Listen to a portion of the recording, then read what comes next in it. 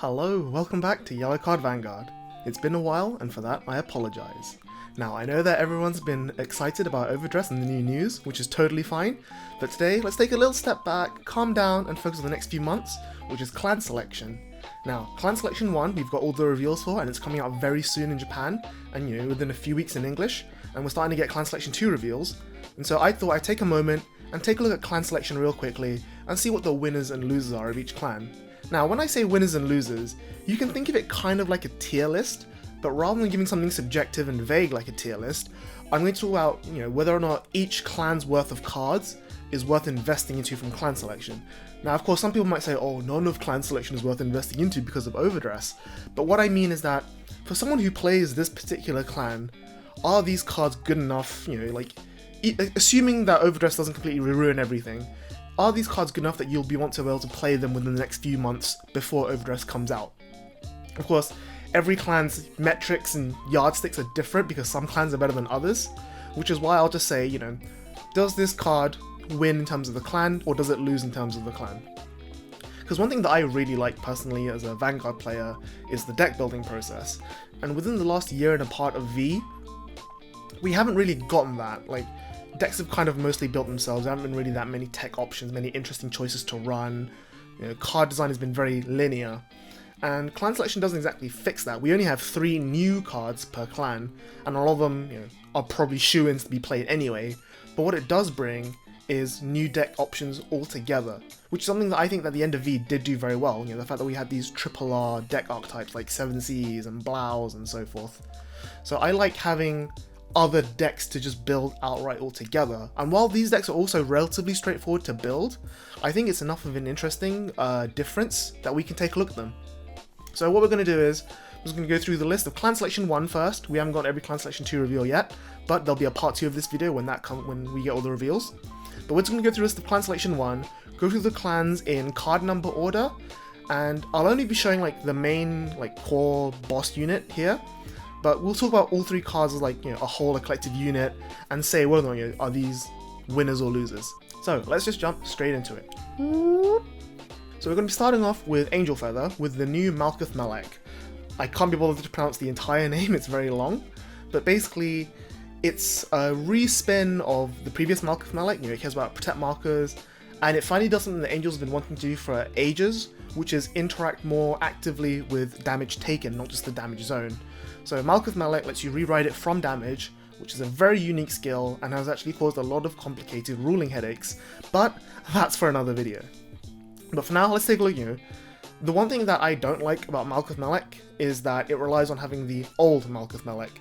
So rather than just buying Clan Selection 1 and being able to build a new deck straight off the bat, you now have to grab a bunch of old cards compared to, say, the other Clan Selection options where you could just build from the Clan Selection. So I have to dock some points for that, but then I have to give it back some points because it does actually make Angel Feather a lot more viable. Angel Feather's always been viable now. People know that Gavriel's one of the best decks in the format because of how aggressive it is and it can just win on turn 3 with no interaction. But the thing about Angels is that original Angels, back when they first came out years and years ago, had this very sort of, not control aspect, but they had this very grindy sort of style to them. They added cards from damage, there was a lot of toolboxing, there was some soft plussing, they could control healing quite a bit, and it wasn't very obvious how you'd win the game until, Refrost Loot came about, or the big Celestial combo in late G came about. And so it wasn't until we had a lot more clear definition for what Angels did in V series that they became now what is now a very good aggro build, where you could just plus to the board very reliably, gain a lot of power very reliably. You didn't have that much raw plussing or that much raw card advantage or selection, but you made a board you could attack very quickly and very efficiently. And that's kind of sort of the niche that Angel's now built for itself, and I like the fact that Bushiroad has understood this and is now designing for it in a way. Especially more so, once you look at the grade 2, it's what's it called, Holy Road Angel. The style that it goes to is it's a lot more well defined, and even though it's linear, which I dislike, it's now a lot easier to play around and understand how the deck works, whereas before you were just playing cards that moved stuff around and maybe you kind of cared about the damage zone and not much else. That's a plus point. And then I have to take away a point again because this card really tries to push Protect 2, which I don't think is very good. And it does so in almost a good way, like it's almost worth playing. I just think it's missing like one or two. There's not enough payoff for the Protect 2 yet. So even though it's trying really hard to make Protect 2 a thing, I don't think it's quite good enough yet. Especially how, you know, now that Angels has established itself as a very strong aggro deck because of the cards it has, it now likes to have that Protect 1 as a defensive backup just in case. So forcing yourself to be all in on the aggro plan with Protect 2, I think it's a little bit too risky for now. So overall, it's got a few negative points and a few good points, but overall, I think it is a winner. Like, I really do. Sure, the reliance on Malkuth Malik is not ideal, but it does open you up a bit of extensions for Standard, and most importantly, it has a lot of interaction in Premium, a lot of very powerful interaction. And I think I haven't tested much of it in Premium yet, and I know people that play Angel Feather are really excited to do so, and I'm really looking forward to it, because I think that it's not going to be game-changing, but I think it will give Angels that, you know, second breath of life, you know, another chance to maybe get the spotlight once again. So moving on, we've got Shadow Paladin, and finally we have the Witcher's Legion. A lot of people have been excited for these, you know, they were nostalgic about the original Legion pair. It's finally Shadows, but not edgy, and I'm afraid to say that they've definitely been let down. The Witch pair is just, it's not interesting in any way. Like, we've seen the effect of turning a rearguard into a Vanguard before, and it was okay, but it's not an amazing. Like, both times we've seen it on Ganslot and in Bang Dream, it's just been whatever. Like, it's nothing special. And in fact, if anything, I would say the Witches are almost exactly like Bang Dream. You have a power pump, and you have a little bit of board control, and that's pretty much it. Like, there's nothing special about it, and that's kind of what I don't like. It's that, sure, it has the Shadow Paladin aesthetic and the playstyle of retiring your rearguards for a benefit, but the benefit just really isn't worth going for. And the issue is that it pulls grade 0s out of the drop zone, which, at the end of the day, your opponent has control over that. Eventually you'll get to a point where they can either choose to turn off your engine, or they can, you know, just not guard and die or whatever, but at the end of the day, you're giving your opponent the control. Like, there's no reliable way of putting triggers in your opponent's drop zone to pull them out again with the Witch effect, and I think that's kind of, I think that really hinders it in a way, in that the deck's ceiling is very, very well, like, it has such an obvious ceiling, and that ceiling is very low. So there's just no reason to play this over any other Shadow build. Like, you know, there's only 3 cards worth of support, like direct support as is. Like, sure, you can always play like the main and stuff like that, you know, the classic Shadow Paladin staples, but those are just generically good cards. It's not like they specifically enabled the Witch engine in any way. And once you jump through all these hoops and you play all these cards and you get your Witch engine online, it's just 4 drives with a bit of extra power. Cool, I guess. It's like, you know, like, yeah, you retire 2 of your opponent's rearguards and replace them with triggers, but does that really matter nowadays? I don't think so. So that's why, like, it's just, the payoff you get for the amount of effort you put in is just not there. And so I would say, generally, Shadows is, unfortunately, a loser here. And then moving on to the other Paladins, we have Gold Paladin. Now this one, I really wanted to like. Spectral Duke is actually one of my favourite units design-wise. You know, it was one of the first cards I actually ever played with after Tsukiyomi. And I just really like its theme, its aesthetic, and the way it plays. Like, you know, it was one of the first, not mainstream, but it was one of the first, like, restanders that was actively like, wow, this is it, like, this is the power of restanding. And, like, you know, it came just after the end, but, or in English it came before, but, you know, in Japanese it came just after the end. And, you know, it was up there with, this is the restander, this is it. And unfortunately, I have to say, they've done my boy dirty. Spectral Duke is actually one of the ones that I've tested quite a bit in Standard, and it's missing that oomph. And I don't know if it's because we've now been ruined by the experience of Gurgit in Gold Paladin, but until Gurgit came out, one of the big things about Gold Paladin was that, as an Axel deck, it had a lot of access to multi-attacks and a lot of plussing to enable those multi-attacks, but it lacked power. So, you know, once your opponent hit one defensive trigger, a lot of Gold Paladin, like Ezel and Agravain, they would just turn off and, you know, be like, well, I passed turn now. Gurgit was the first Gold Paladin deck to really fix that, to be like, I don't care if you hit a trigger, I'm still whacking you with this giant number. And of course, that's part of what made Gurgit kind of broken. But I was kind of hoping something similar with Spectral Duke, where you had the restand, but you also had the power to make the restand threatening. And all they've done is that they've turned the ride chain into a force deck. So you gain 1 extra 1000 power, and you gain a crit if your opponent's on grade 2. And the crit is nice, but it doesn't force damage through, because you put all the threatening, like, all the threat behind your Vanguard now. And so your rearguards, like your Cadens, your Holes, whatever other grade 2s you play, like other Vortimers, or the new countercharge Soul Charge grade 2, these are all just 14, 19, maybe 24 if you get a trigger columns, and it's just not enough. And I really like the fact that the ride chain now does stuff on rear. Grade 1 Vortimer, you can ride it to search, or you can retire it to make your Vanguard bigger. Grade 2 Vortimer, you can ride Duke over it to plus the board, or you can call it to rear and sack it to get a counter charge. This is really good design, and I really like it for that reason. But it just doesn't get there. Like, it's just missing that little bit of push to really win the game. And sure, you get 5 drives, but unless your drives are good enough to make your rearguards threatening, or unless your rearguards are good enough to carry those triggers to a win, it just doesn't do enough. Like, the best rearguard to put triggers on is either Aglavel or the Turtle, and they're both good, but they're both not good enough. And the main issue here is that by playing fronts, because of how Duke's skill is worded and how your attack pattern comes out, you can never get the maximum value out of your fronts, because you will always be retiring at least 1 front row rearguard. Like, sure, people say you can retire your 3 back rows and go for it, but no, you don't want to do that, because you almost always want to have Hole behind your Vanguard to be pumping the Vanguard to make a decent number. So realistically, you're going to always be retiring at least 1, usually 2 front row rearguards for Duke's restand, which means that fronts lose value, and because none of your rearguards inherently gain crit, you then lose a lot of threat there as well. So having the crit trigger, so if your opponent's guarding your Vanguard because your Vanguard naturally has the crit, you then want to drive check a crit to give it to the rear. And so it's needing all of these. Like, you can't have, like, this is the deck that wants to have its cake and eat it, but it just doesn't, unfortunately. So as much as it hurts me emotionally to say this, I'm afraid Duke is also another loser. Moving on to Tachikaze, this was something that a lot of people weren't excited for, and I understand why. Like, we've had Anger Blader for over a year now, and once you print something like Anger Blader, it's very hard to go back. And what we were hoping for was pretty much Gaia support. And the problem is, Clan Selection was never going to be just support. Clan Selection was always going to be a brand new deck. So you have Anger Blader, which cares about just the raw number of gauges, doesn't care about the quality of them, you just want to get 1 rearguard, fill up with gauges, and go. And then on the other end, you had Gaia, which, I don't care how much gauge you have, I just care that you have gauge, and that it's good gauge that you can enable and extend multi-attacks with. So you already have 2 separate ends of the scale, and that's already very hard to balance.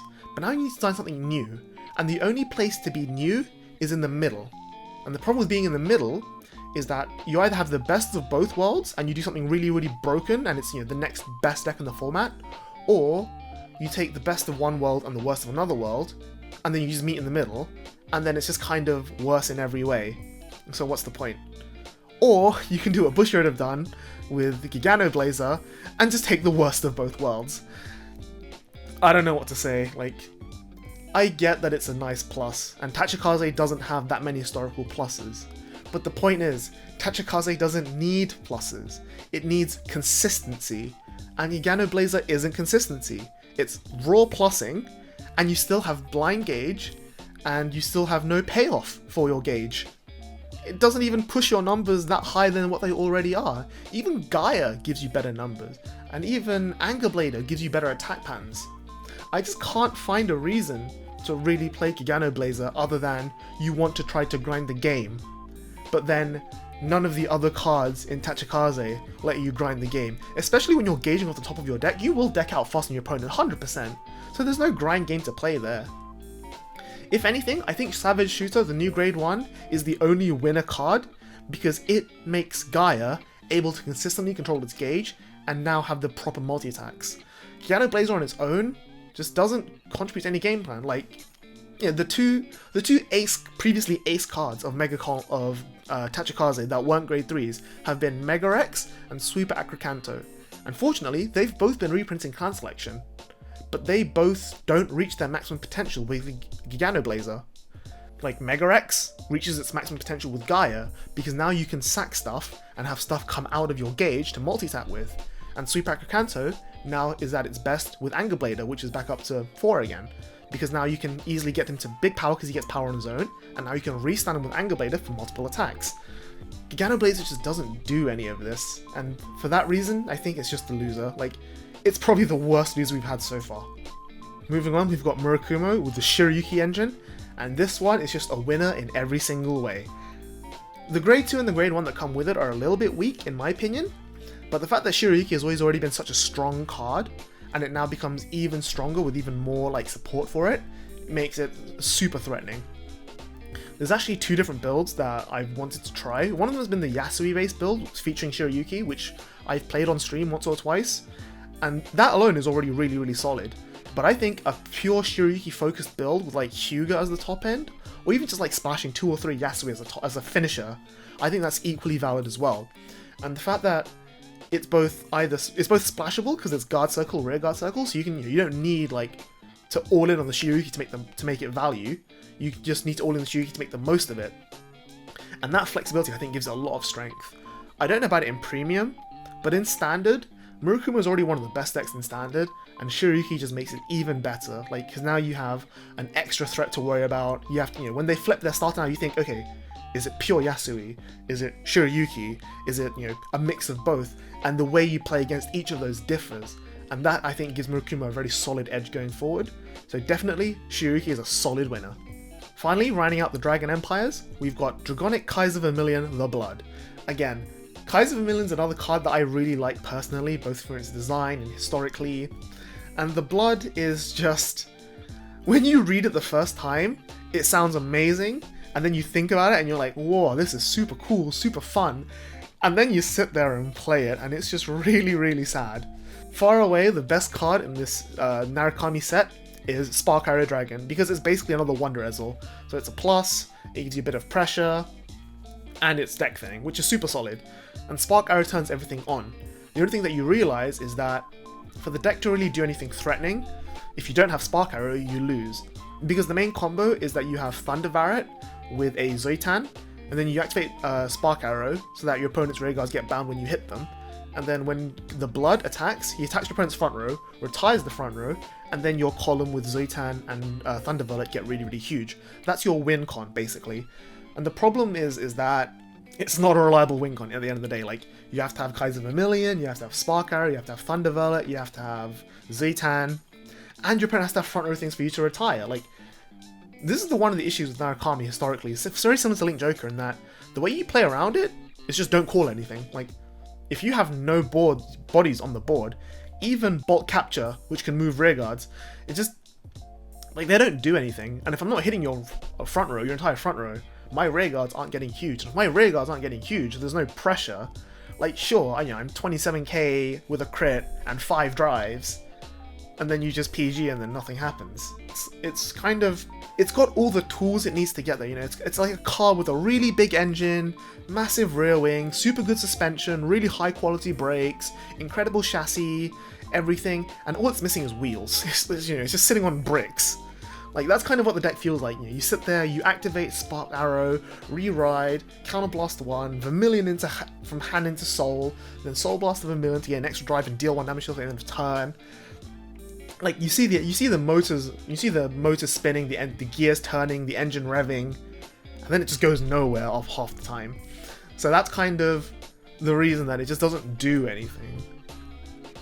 As much as I really wanted the deck to be good, all it's good for is the meme of I deal 3 damage to myself at the end of turn and die. That's kind of, sadly, that's as far as it goes. So unfortunately, Vermilion is another loser. Next, we're moving on to possibly my favorite card of clan selection, quite obviously, and that is Chaos Breaker Dragon. Chaos Breaker Dragon, when it was first revealed, almost split the community in half. And I don't want to go too deep into that. If you're interested in my thoughts, like, in depth about it, you can check out the previous VODs, the streams we had, the VODs which are currently on the channel, link down below. But basically, Chaos Breaker itself is a loser, but the entire Link Joker support in clan selection is a winner. And there's 2 very good reasons for this. One is because Zirconium is an incredibly broken card, and it's a card that I never wished for in Link Joker, because I never thought it would ever exist. I'm not going to talk too much about it again, because I've talked about this a lot already on the streams, but The issue with Chaos Breaker is that the wording on it is really cool, and it does a lot. It just doesn't do that much quickly enough, and it doesn't do it effectively enough, especially in comparison to the rest of the meta, where, you know, the game is so fast now. Like, all the good decks that I would consider currently tier 1 aren't really bothered at all by Chaos. It's also very easy to play around, and the only way to, like, you know, the only way to beat the way to play around it is to open your Craven Claws. And at the moment, the deck doesn't have enough consistency to do that, and your final push just isn't strong enough. Like, there's no inevitability. Like with Yasui, with Gavril, with Gurgit, there's that inevitability of, if the game gets to this point, I'm going to win. Whereas Chaos doesn't have that. Like, sure, I could have like 8 force markers on the board, my Chaos Breaker has 2 crit, but I don't have Guard Restrict, I don't have anything else, all I do is remove your protect markers, and it's like, it's just not enough to get there. I've been testing in Standard and Premium, and it's definitely better in Premium than Standard. You know, there's a lot of Star Raider support, you've got other you actually have win cons in the form of like Glue Ball and Glendios and all these sorts of things, and even then, it's just too little too slow in Premium. Like, the effect is really cool, you know, there's a lot of nice interaction you can get with it, it's decent, but it just doesn't take control of the game, and it doesn't put you in this feeling of superior power to your opponent that the old Chaoses did. Like, OG CBD, once you came onto the board, your opponent was like, oh god, now, you know, it's an uphill battle to win the game. Chaos Breaker Crisis, once you wrote Chaos Breaker Crisis, your opponent was like, great, you know, now, like, I'm on a clock, you know, now I have gonna whistling away at the advantage. And then Deluge, once you hit Deluge, your opponent would just give up because they would just lose their hand. Whereas now, that's just not as effective, it just doesn't do enough. So, it's really, really close to being a winner, but the card itself is a loser. However, because Zirconium is just insane in every way, I am going to put Link Joker as a whole in clan selection as a winner. And I promise you that's not biased. Zirconium really is that good. So, moving on, halfway through, we've got Gasteel from Dark Irregulars. Now, this card, again, when this card was revealed, everyone went mad about it. And this time, for good reason. A lot of people have been talking about it, a lot of people have been thinking about it, and while I'm not going insane about it, I do think Gasteel is a very, very good card. It's not the maker and ender of everything as people think, but it's a card that definitely not warps Dark Irregulars deck building, but it's now one of those cards that you look at and you think like, wow, I'm just gonna play this. Like, it's not something you build around, you can just slot it in. So let's take Standard for example. In Standard, you currently have Shahara to compare with, or Brufus or NLK. Like, these are the main boss units of DI, and Shahara's the best one at the moment. Shahara needs 13 Soul to go off, and 13 Soul is not difficult to get, but it's not easy. But Shahara usually can do it on turn 3. So when you have Shahara on turn 3, you can also have Number of Terrors, which also gain Soul, or you can have, you know, attack things that gain Soul when they attack or whatever. But assuming you have 13 Soul during Shahara turn, you can easily get up to like 14, 15, maybe even 16 Soul at the end of that turn from, you know, Number of Terror or Yellow Ball, or even the new cards that Soul Charge on attack. And then what that means is that next time when you rewrite Gasteel, you'll be on 17, 18 Soul, so you'll only be like 1 or 2 away from the 20 you need to activate all of Gasteel's effects. Whereas, you know, Gasteel doesn't do much going first because it doesn't give you that protect marker, so you don't have the defensive ability to survive against your opponent's turns. You only choose 1 or 2 effects, and your opponent probably going to choose the effects that they don't care about at all. So yeah, it's not like the moment this card comes down, it changes the game state. What it is that it gives Standard Dark Irregulars even more inevitability, like we just talked about. Like, you know that when you're playing against Dark Irregulars now, at some point, Gasteel is going to hit the table, and that's going to be when you lose.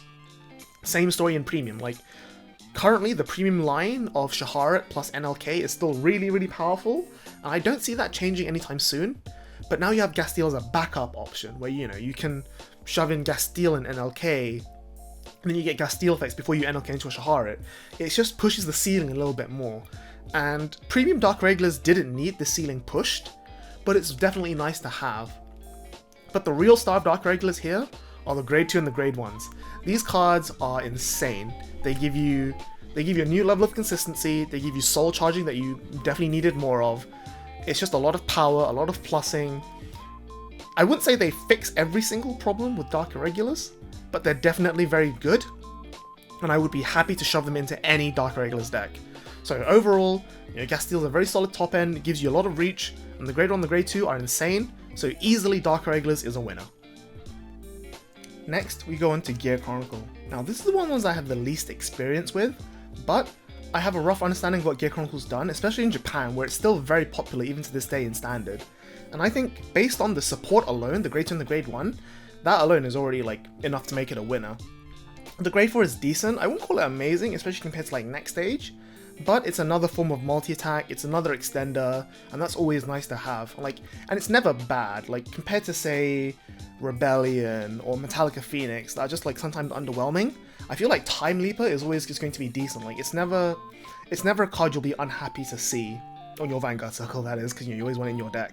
In Premium, I don't want to say like it's good, because we already have better stuff in Premium, but the support engine in Premium has a lot of potential there. Like already Gear Chronicle was one of those clans that is known for like its combos and its extensions and its interactions, and the ability to like chain stuff together like this. I think there's definitely some combo that hasn't been discovered yet that I can definitely see like making a splash sometime soon. So most of the strength of Time Leaper comes to Standard, and Gear Chronicle's already good in Standard. Like I see no problem why you can't just splash in 1 or 2 Time Leapers in the deck and give yourself an extra, like, an alternative win con. Those aren't bad to have, especially in a deck like Gear Chronicle that can afford the tech space, it can afford to run like 1-ofs and 2-ofs and like be really lean with its ratios. So I see no problem with Gear Chronicle at all. It's not like a complete revitalized breath of fresh air like every other clan's getting here. Like I wouldn't call it its own build, I would call it like a supply drop. It's like, it's reinforcement for an already existing good deck. And I think that alone is what makes it a winner. Moving on, we've got Grand Blue, and we come to Ghosty Leader, Beatrice. Now this card is absolutely insane in every single way. Like, if there could be a winner for the set as a whole, this would be it. Like, it's not game changing, but it's super strong. Like, in Standard, it helps you extend, it has a lot of potential, it's a good backup grade 3 for once, we don't get a lot of those in Standard anymore. It all does almost everything you need it to do just in the first line of text alone. The other 2 lines are decent, and it lets you build around if you so wish, especially with the support pieces of Ghosties. They're decent, they're not amazing, but the deck is definitely serviceable. And if nothing else, I think it's better than 7Cs alone. So as a budget option, it's better than 7Cs, which makes it a good budget option against Night Rose. Or if you want to add it into the existing Night Rose engine, it can totally do that, and that's part of what I think makes it so versatile and so strong. And then we go into Premium, where, Premium Grand Blue has been sleeper OP for a while. Like, it's like super high tier 2, almost tier 1 in a lot of matchups, barring like 1 or 2. And Beatrice doesn't give you like completely new life against like the rest of Premium, but it just gives you that extra 1% in like all the edges. Like, if say your speed in Grand Blue used to be 3 out of 5, now it's like 3.5 out of 5 or 4 out of 5. If your aggro potential in Grand Blue was like 4 out of 5, well now it's 4.5 out of 5. Same with like your plussing, if it was like 2 out of 5 or 3 out of 5, it's now 4 out of 5. Your survivability is now like, instead of being 2 out of 5, it's 3 out of 5. Like every little like parameter has just been bumped up slightly thanks to Beatrice. And that, I think, goes along, like, you'd be surprised at how much difference that makes, especially in a deck like Premium Grand Blue, where every little tech piece matters, and the deck has so much versatility and so much range, and like, it can do this, this, or this, and it can do them all equally well. And so for that alone, I think, Grand Blue, I would say, wins the whole set, like, honestly. So yeah, super good in every single way. Beatrice alone, big carry, amazing card, and that's all there is to say. Next up is Mega Colony, and this is the one that I think is going to be the most polarizing, because, believe it or not, I'm going to put Mega Colony in the winners category. Now hear me out. Everyone who saw this card was first reviewed was like, wow, this is kind of mediocre. And of course, it follows the classic Mega Colony recipe of not interacting with any previous support. So once again, Mega Colony gets a brand new deck in every single booster. But here's the thing, they're so used to this now, like, every single piece of Mega Colony support has been so disjointed from the rest, that for those of you that play Mega Colony, you'll agree that this is nothing new, like, this is just business as usual, right? Now here's why Venom Stinger is a winner. Because on its own, like, as a card, it's underwhelming, sure, but when you compare it to the rest of what Mega Colony does, I think it's better than everything else Mega Colony's had so far. Like, honestly, like, if I was to look at all of Mega Colony in V-Series now and choose the deck to build, I would pick Venom Stinger. Like, I wouldn't pick Redora, I wouldn't pick Machining, I wouldn't pick whatever the other thing was in between. I would just pick Venom Stinger because it has the most text on it, which is, you know, already a good indicator. And while a lot of that text isn't amazing, it's good enough. And the support pieces printed here, like Intrude and High Moth, they aren't amazing support, but they synergize really well with what Venom Stinger needs to do, and as a result, the deck is actually capable of quite a bit. And as always, you know, you can always include the generic stuff like Machining Mantis, and, you know, your Water Gang or whatever, like these generically decent cards for Mega Colony, and the deck is functional. Like, sure, it doesn't high roll as hard as, say, Gridora, or it doesn't just like have that consistency of original machinings, but the deck is definitely serviceable. It's not so good in Premium, I'll grant you that, but in terms of Standard, like, I think because at this point Mega Colony has been been the butt of the jokes for so long, I don't think people respect it anymore, honestly, and so as a result, there's probably going to be a good chance that someone's going to rock up with Venom Stinger to a locals and just win because people don't know how to respond to it, and it just, you know, like, it just blindsides you, kind of like what Mega Colony should do, right? You know, it, like, walks up behind you with a bat and knocks you out and just takes your wallet. Like, that's exactly what I think Mega Colony needs to do, and I think Venom Stinger has achieved that very, very well. Like, I agree, you know, compared to the rest of clan selection, it's nothing special. But compared to Mega Colony, I think it's definitely a winner. And then finally we come to the final clan, which is Neo Nectar. And Maiden of Stan Peony, when I first read the card, I was like, wow, is this real? Is this insane?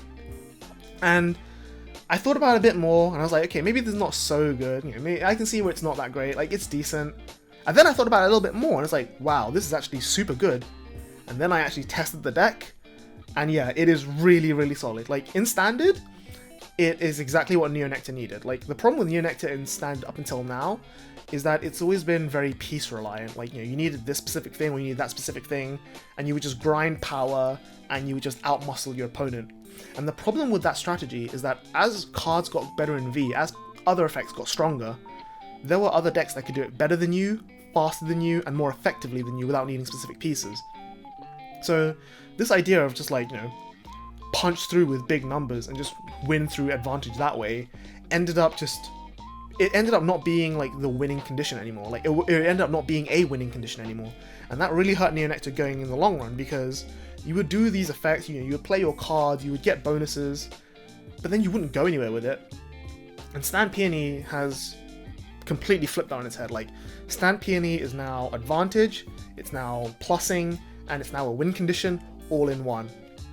Like, this now gives you the extra power you need to break through, it gives you the multi-attacks you need, it synergizes well enough with the other stuff so that even if you don't want, like, you know, if you don't want to go for like the big combo style and you want to go for like the plussing grind option, you can still do that now with the support pieces.